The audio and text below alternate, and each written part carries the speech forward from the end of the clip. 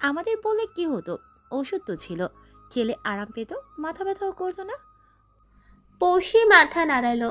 না আপু, শুধু ঔষধে কাজ হয় না, ঘুমানো লাগে আমার, নয়তো শরীর খারাপ করে ভীষণ। নীলা চুপ হয়ে গেল, পরক্ষণেই বলে উঠল, আহ! গাড়ি চলতে শুরু করেছে। বাড়ির প্রধান ফটক পেরিয়ে মাত্রই রাস্তায় উঠেছে। পৌষির আচমকায় চোখে পড়ল তাদের তৃতীয় তলায়।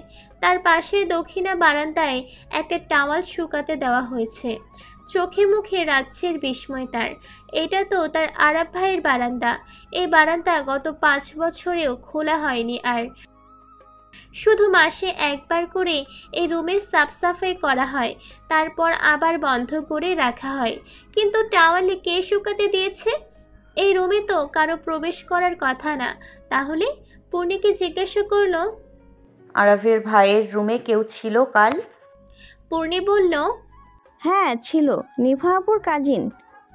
প্রশ্নের উত্তর পেয়েও সন্তুষ্ট নয় সে, তবু মনকে শান্ত রাখল।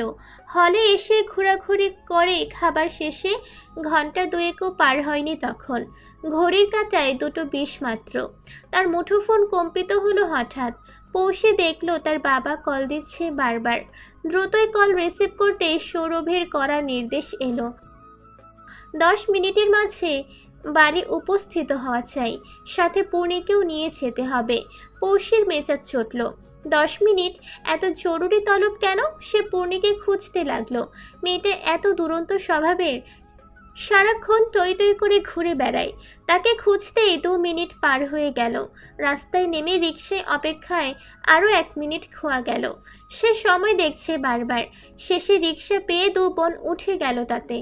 বোনের এত হুলস্থুল দেখে পূর্ণি নিচের কৌতূহল দমিয়ে রাখতে পারল না, বলল, হঠাৎ করে এত তড়িঘড়ি করে যেতে বললো কেন আমাদের? আমি কি করে বলবো? আচ্ছা আপু, পাত্রপক্ষ আসেনি তো তোমাকে দেখতে? পৌষি চোখ মুখ কঠিন করে তাকালো। পূর্ণি আলতো হেসে বোনকে সান্ত্বনা দিল। আরে আমি তো ধারণা করছি শুধু, সত্যি হতেও পারে আবার নাও হতে পারে। পৌষে চুপ করে বোনের সব কথাই শুনল, তবে জবাব দিল না।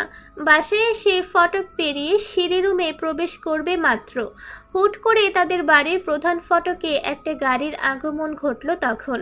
পৌষি না চাইতেও তাকালো সেদিকে। হঠাৎই পাশ থেকে পূর্ণি চেঁচিয়ে উঠল, আরে বাপু, বড় পাপা! পৌষি যারপোনায় অবাক, তার বড় পাপা এসেছে। সেও চেঁচালো। বড় পাপা? গাড়ি থেকে একে একে সবাই নামলো। পৌষি পূর্ণি দুজনেই ছুটে গেল, তাদের জড়িয়ে ধরল। আলিশবা 2 বোনকে বুকে জড়িয়ে নিল। আরিবা পাশে দাঁড়িয়ে হাসছে, সেও সবার সাথে কুশল বিনিময় করলো। গৌরব 2 বোনকে 2 হাত দিয়ে আগলে নিল, মাথায় হাত রেখে বলল, কেমন আছে আমার আমাজানরা? দুজনেই কান্না মিশ্রিত গলায় জবাব দিল, ভালোই। কিন্তু সবার শেষে অপরিচিত একটা মুখ নামলো। 2 বোন অবাক হয়ে দেখলো, কে এই মেয়ে? আরিবা পরিচয় করালো তার সাথে। আকসা আপু। আকশাকে দেখে পৌষির মুখ চুপসে গেল মুহূর্তে, কিন্তু সবাইকে দেখলেও সেই চেনা মুখটা দেখলো না সে। আরাব ভাই কি আসেনি তবে? তার বেহায়া মনটা যে সেই নিষ্ঠুর লোকটাকে খুঁজলো। আচম্বিত পূর্ণি বলে উঠল, আরব ভাই কোথায়? আরিবা চটজলদি জবাব দিল, ভাইয়া আসেনি এখনো, সে তো সবার আগে এসেছে। পৌষি ফের একবার চমকালো। আরাব ভাই এসছে, কিন্তু কোথায়? হঠাৎই বলিষ্ঠ পুরুষালী এক চিৎকারে স্তব্ধ হয়ে গেল পৌষি। প্রায় ঘন্টাখানেক সবার সাথে কুশল বিনিময় শেষে নিচের রুমে ফিরে এলো পরনের কাপড় চেঞ্জ করার জন্য। দীর্ঘ সময় ধরে ভারী পোশাক পরে থাকতে বিরক্ত লাগছিল তার। বড় পাপা, বড় আম্মু, আরিবা ও আকশা আপুর সাথে এতক্ষণ বসে বসে আলাপ জুড়েছিল সে।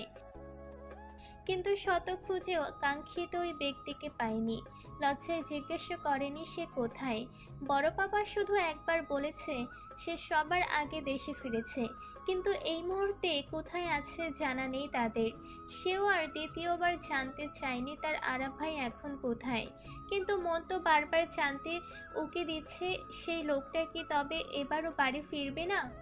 কত শত দুশ্চিন্তা মাথায় নিয়ে নিচের রুমে ফিরল, কিন্তু ভেতরে প্রবেশ করতে গিয়ে বাঁধল বিপত্তি। দরজা ঠেলে নিচের রুমে এসে দাঁড়ানো মাত্রই তাকে দেখে চিৎকার করে উঠল এক মহা বদপুরুষ। উসখুস চুলে, গায়ে ঢিলে ঢালা টি শার্ট আর পরনে লুঙ্গি। এমন অদ্ভুত পোশাক পরিহিত দেখে প্রথমে দ্বিগুণ অবাক হয়েছিল। এই লোককে কোনোদিন লুঙ্গি পরিহিত বোধ হয় তাকে দেখা হয়নি তাই আজ অদ্ভুত লাগলো। তবে তার গায়ের রং যেন আগের থেকে আরো দ্বিগুণ উজ্জ্বল হয়েছে। পুরো রুমে তার সে উজ্জ্বলতা ছড়াচ্ছে যেন। সে বেহায়ার মতো তাকিয়ে আছে সেই পুরুষের দিকে, তার একান্তই প্রিয় পুরুষ, তার আরাফ ভাই। কিন্তু বুঝলো না তার আরাফ ভাইয়ের এরকম চিৎকার করার কোনো কারণ। এতক্ষণ ধরে জমে থাকা কষ্টের পারদ যেন রূপ নিল হঠাৎ তীব্র অভিমানের মাঝে। অপর পাশে দাঁড়ানো আরাফ পৌষের দিকে কেমন অদ্ভুতভাবে তাকিয়ে আছে। তার চিৎকারে ততক্ষণে ঘরের বাকি সদস্যরাও উপস্থিত। প্রিয়া জিজ্ঞাসা করলো, কি হয়েছে বাবাজি, এমন করে চেঁচালে কেন? আরাব দু চোখে পিট পিট করে বিস্ময় প্রকাশ করলো। নিচের ঠোঁট বাঁকিয়ে প্রিয়ার জবাবে বলে উঠল, এটা তোমার মেয়ে ছোট আম্মু? প্রিয়া জবাব দিল, কেন বিশেষ হয় না? তোমার মেয়ে এত ভূতের মতো সাজলে তাকে আমি চিনব কি করে? আগে তো ছিল রাক্ষসী রানী কটকটি, আর এখন হয়েছে শেওড়া গাছের পেতনি। পৌষি তেতে উঠল। আমি রাক্ষসী রানী হই বা পেতনি হই, তাতে তোমার কি সমস্যা? আমি কখন বললাম আমার সমস্যা? সমস্যা তো অন্যদের হচ্ছে। তারা এরকম পেতনিকে সশরীরে নিজেদের সামনে ঘুরতে দেখছে। বুড়ো বাচ্চারা ভয় পাচ্ছে, কিন্তু লজ্জায় বলতেও পারছে না। আজ তো যাও একটু রাক্ষসী রানী লাগছে, কিন্তু গতকাল তো শাড়ি পরে শেওড়া গাছের 300 বছরের থুরথুরে বুড়ি লাগছিল। দেখার পর ভয়ে আমি রাতে আর ঘুমাতে পারিনি। পৌষি যেন যারপনায় অবাক। রাতে সে শাড়ি পরেছে এটা আরাব কি করে জানে, কিন্তু মুখ ফুটে বলল অন্য কিছু। তাহলে তো ভয় দেখানোর জন্য হলেও আমাকে বেশি করে সাজতে হবে। উপস্থিত সবাই হতভম্ব হয়ে আছে। সৌরভ এক পলক দেখে আবার আগের জায়গায় ফিরে গেল। আগের হলে খুশি হতো হয়তো, ভাবতো এরা একে অপরের পরিপূরক, কিন্তু এখন সে জানে এসব শুধু ভ্রম। দুজনেই অপর প্রান্তের পথচারী, কেউ কারো নয়। আরিবা পূর্ণ দুজনেই পূর্ণ মনোযোগ দিয়ে ঝগড়া দেখছে। মিটমিট করে হাসছে আরিবা। অনেকদিন পর তার ভাইকে ঝগড়া করতে দেখেছে। আলিশবা বুঝে উঠতে পারছে না ছেলেকে কি বলবে।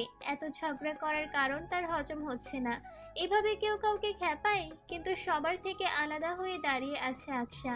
তার হৃদয়ে রক্তক্ষরণ হচ্ছে। তার সাথে আরাবের কখনো ঝগড়া হয়নি। আরাব অনেক ম্যাচিওর, তার কত শত জটিল বিষয় নিয়ে আলাপ করেছে। দুজনে সেই ভার্সিটি লাইফ থেকে একসাথে ছিল। না রাগ না ঝগড়া, কোনো কিছুই ছিল না তাদের মাঝে। না প্রেমিক প্রেমিকার মতো ঘন্টার পর ঘন্টা সময় কাটিয়েছে তারা। পড়াশোনা ব্যতীত অন্য বিষয় নিয়ে কথা হতো না। কি অদ্ভুত সম্পর্ক তাদের। সে আরাবকে তার সাধারণ ব্যক্তিত্বের জন্যই পছন্দ করত, কিন্তু পৌষের সাথে ঝগড়া দেখে তার অন্যরকম এক অনুভূতি হচ্ছে। আরাবের মাঝেও চঞ্চলতা আছে, কিন্তু সেটা সবার সাথে সে প্রকাশ করে না। তবে কি পৌষী সেই বিশেষ কেউ? তার খুব জানতে ইচ্ছে করছে, কিন্তু আরাব বলেনি কখনো তার বিশেষ মানুষটিকে। শুধু বলতো তার জীবনে প্রিয় একজন মানুষ আছে, যাকে সে চাইলেও ভুলতে পারবে না। আকশা নিভৃতে দীর্ঘশ্বাস টানলো। এমনটা যেন না হয়, দোয়া করছে আপন মনে। প্রিয়া এতক্ষণে চুপচাপ দেখলেও এবার মেয়েকে ধমক দিয়ে উঠল, বলল, পৌষি, এসব কি হচ্ছে, চুপ করবি? পৌষি মায়ের দিকে তাকালো, জবাবে বলল, তোমার আদরের আরাফ বাবাজি আমার রুমে কি করছে বলো তো? আরাব তড়িৎ জবাব দিল, এটা তোর রুম? কোথায় লিখে আছে বলতো? প্রিয়া পুনরায় বলল, হয়তো কোনো দরকারে এসেছিল এই রুমে, তার জন্য এভাবে কথা বলছিস কেন ওকে? পৌষে যেন একটু নড়ে চড়ে উঠল। এই ছেলেটার জন্য এতদিন সে চোখে জল ফেলেছিল, যে ছেলেটা তাকে পাত্তাই দেয়নি কখনো, উল্টো শুধু কথাই শুনিয়ে এসেছে। তার ভেতরের সত্তা হাহাকার করে উঠল। রাগ অভিমান দুটোই তাকে পেয়ে বসেছে। চোখের কোণে জল চিপচিপ করছে। মুখে জবাব দেওয়ার অবস্থায় সে আর নেই। চুপসে গেল মুহূর্তেই। গৌরব নিচে নীরবতা ভেঙে আরাবকে ধমক দিল। মাত্র আসলি এই শুরু করে দিলি? আরাব নিচের বাবার দিকে তাকালো, কথার প্রেক্ষিতে বলল, আমি মাত্রই আসিনি পাপা, 18 ঘন্টা হতে চলল। আমি যে এলাম কেউ তো আর আমার খোঁজ করেনি। পৌষি আরো একবার চমকালো। 18 ঘন্টা হয়েছে, কিন্তু সে তো কিছুই জানে না। ঘুণাক্ষরেও জানতে পারেনি সে, কিন্তু কেউ খোঁজ নেয়নি। শেষের কথা কাকে মিন করলো সে? তাকে না তো। সে সমীকরণ মেলাতে ব্যস্ত তখন। তাহলে ছাদে দেখা সেই অবয়ব কি আরাব ভাই ছিল? কিন্তু তখন তার সাথে কথা বলেনি কেন? কি এমন কারণ থাকতে পারে? এখনো কি তাকে ঘৃণা করে, নাকি অন্য কিছু? তার ভারাক্রান্ত মন তখনও কত শত ভাবনায় মশগুল, কিন্তু মুখ ফুটে রাগের সাথে অভিমানের বহিঃপ্রকাশ করতে চাইল।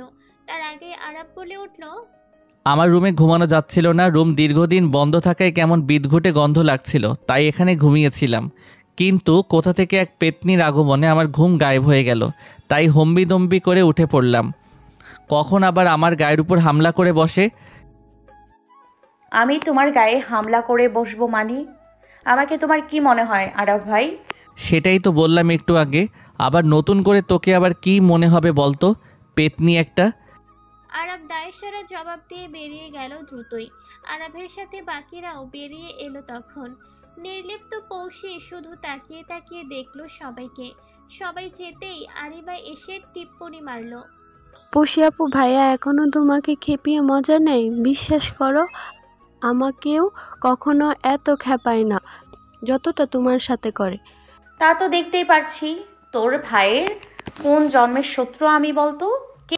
আরিবা কিঞ্চিত শব্দ করে হাসলো, মাথা নাড়িয়ে বলল, জানি না আপু। পৌষির আগে গজগজ করছে। এতদিন পর বাড়ি ফিরে কোথায় ভালো মন্দ জিজ্ঞাসা করবে, এতদিন কেন যোগাযোগ করেনি তা বলবে, কিন্তু এসেই তাকে নিয়ে পড়েছে কেন? আশ্চর্য তো। রাগে তার মাথা টনটন করছে। ফোঁস করে নিঃশ্বাস ছেড়ে ওয়াশরুমে প্রবেশ করলো সে। আরিবা চুপচাপ দেখছে আর হাসছে। গোধূলির ঈষৎ আলো ধরণীতে পড়তেই বসার ঘরে উৎসব মুখর পরিবেশ তখন। কানাডা থেকে বয়ে আনা উপহার সামগ্রীর বড় লাগেজ খোলা হচ্ছে। সবার মাঝে পৌষি অনুপস্থিত শুধু। গৌরব ঘাড় বাঁকিয়ে তাকে না দেখে আলিশবাকে বলল, যাও তো ওকে ডেকে নিয়ে আসো। আলিশবা যাওয়ার আগে পৌষি নিজেই উপস্থিত। গৌরব কাছে ডাকলো, এদিকে আসো আমাজান। পৌষি চুপচাপ পাশে গিয়ে বসলো, কিন্তু সে মাত্রই বসতেই দেখলো তার পাশে আরাব এসে দপ করে বসে পড়েছে। পৌষি অবাক হলো ভীষণ। কেমন একদম বন্ধকর পরিবেশ। খুব জানতে ইচ্ছে করছে তার আরাব ভাই তাকে এত কেন ঘৃণা করে, 5টা বছর কেন যোগাযোগ করেনি। কিন্তু এই যে এখন তার চঞ্চলতা যেন কিছুই হয়নি। অজস্র প্রশ্ন মনে ঘুরপাক খেলেও ঘরবর্তী মানুষের সামনে কিছুই বলা হলো না তার। আরাবও চুপচাপ বসে শুধু দেখে যাচ্ছে, যেন কিছুই হয়নি, সব স্বাভাবিক। গৌরব কিছু চকলেট, কসমেটিক্স আর জুয়েলারি তুলে দিল পৌষির হাতে। পৌষি না চাইতেও সেসব নিল। মুখের কোণে ঈষৎ হাসি। তার বড় পাপা কত ভালোবেসে দিয়েছে, যদি না বলে তবে ভীষণ কষ্ট পাবে। তাই তো মনের জোর না থাকলেও সব নিজের হাতে নিয়ে আবদ্ধ করলো। আর চোখে একবার আরাবকে দেখলো। সে তার দাদুর সাথে কথা বলায় মশগুল। তার সাথে কোনো বাক্য বিনিময় হলো না। সেও যেচে পড়ে কিছু বলল না। কেন বলবে? একবার কে তাকে জিজ্ঞাসা করেছে সে কেমন আছে? গৌরবের দেওয়া উপহার নিয়ে নিচের রুমে ফিরে গেল। বিছানায় রেখে খুঁটিয়ে খুঁটিয়ে দেখতে লাগলো সব। তার বড় পাপার পছন্দের কোনো তুলনা নেই, কিন্তু তার এসবে মন ভরছে না একদমই। কোনো এক শূন্যতায় পোড়াচ্ছে ভীষণ। আনমনে ভগ্ন হৃদয়ের হিসাব কষছে সে। অতর্কিত কারো এক বিস্ফোরণ বাক্য ভেসে এলো, না সালাম, না দোয়া, না কোনো ভালো মন্দ কিছু জিজ্ঞেস করলি। আমাকে কি তোর মানুষ মনে হয় না পৌষ মাস? নীরব রুমে এমন বাক্যে ছনছন শব্দ তুলল। বিমর্ষ পৌষী যেন লালাপ মতো দপদপ করে চলে উঠল। অনেক সহ্য করেছে এই লোককে, আর নয়, তাই বলে উঠল, কে আপনি? আপনাকে কেন সালাম দোয়া দিতে হবে? আমি তো আপনাকে চিনি না। আরাম ভীষণ রকম অবাক হলো। চোখে মুখে অমানিসার ঘর অন্ধকার নামলো সেই মুহূর্তে। স্তব্ধ হয়ে থাকলো দীর্ঘ সময়। জবাব এলো না ভেতর থেকে। কণ্ঠ রোধ হয়ে আছে তার। বেশ খানিক বাদে মুখে জবাব না দিয়ে পৌষের দিকে তাচ্ছিল্যের হাসি ফুটালো শুধু। যেভাবে এলো ঠিক সেভাবেই বের হয়ে গেল পৌষের রুম থেকে, কিন্তু আপন মনে বিড়বিড় করলো, সত্যি তো? আমি কে তোর? সকালের মিঠো রোদে ঘুম ভাঙল পৌষের, কিন্তু ঘুম ভাঙতেই ঘরের ভেতরে থেকে হই হুল্লোড় শব্দ ভেসে আসলো তার কর্ণকুহরে। কতদিন পর তাদের ঘর পরিপূর্ণ ও জীবন্ত মনে হচ্ছে। তার বড় পাপা বড় আম্মুর গলার স্বর আর আরিবার খিলখিল হাসির শব্দ শোনা যাচ্ছে। সে একেবারে ফ্রেশ হয়েই বসার ঘরে গেল। গৌরব আর সৌরভ মিলে গল্প করছে তখন। তাকে দেখে গৌরব বলল, শুভ সকাল আম্মাজান।